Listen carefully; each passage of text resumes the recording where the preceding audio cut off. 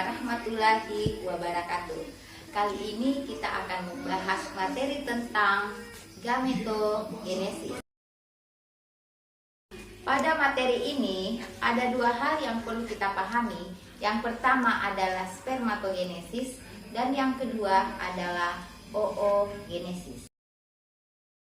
Mari kita simak penjelasan tentang spermatogenesis. Spermatogenesis adalah peristiwa pembentukan gamet jantan atau biasa lebih dikenal dengan sel sperma. Peristiwa spermatogenesis terjadi di testis, dibentuk di dalam tubula seminiferus dan dipengaruhi oleh beberapa hormon. Yang pertama adalah hormon FSH yang berfungsi merangsang pembentukan sperma secara langsung. Dan yang kedua adalah hormon LH yang merangsang sel Leydig untuk memperoleh sekresi testosteron. Sel sperma terdiri atas kepala, bagian tengah, dan ekor. Pada bagian kepala terdapat materi inti dan akrosom yang berisi enzim-enzim yang berpengaruh ketika sel sperma menembus sel telur.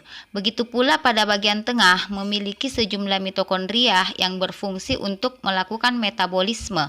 Dan pada bagian ekor berbentuk seperti cambuk yang berperan di dalam membantu pergerakan.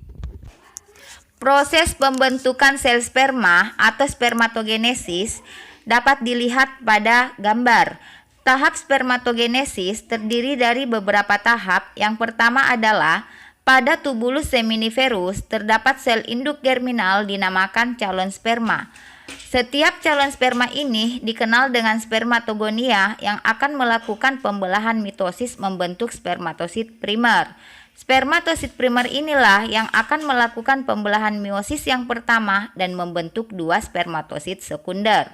Setiap spermatosit sekunder akan melakukan pembelahan meiosis yang kedua dan menghasilkan dua spermatid yang bersifat haploid.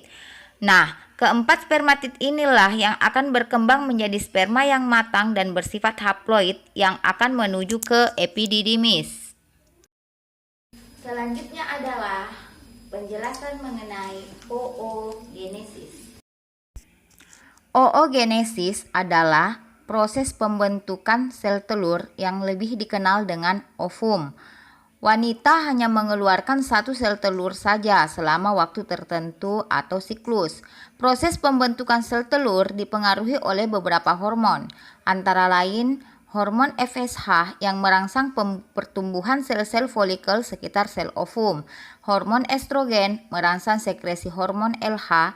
Hormon LH berfungsi merangsang terjadinya ovulasi dan hormon progesteron menghambat sekresi FSH dan LH.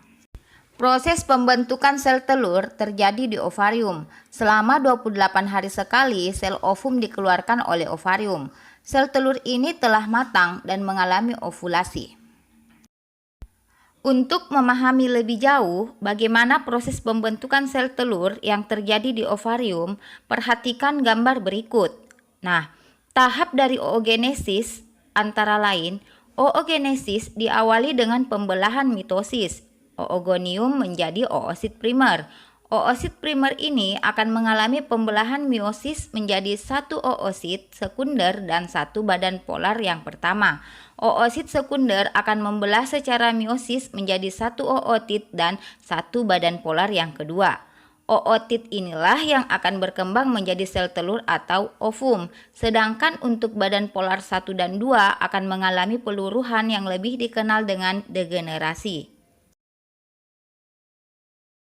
Itulah tadi penjelasan materi tentang gametogenesis. Semoga anak-anakku semua bisa memahami materi tersebut.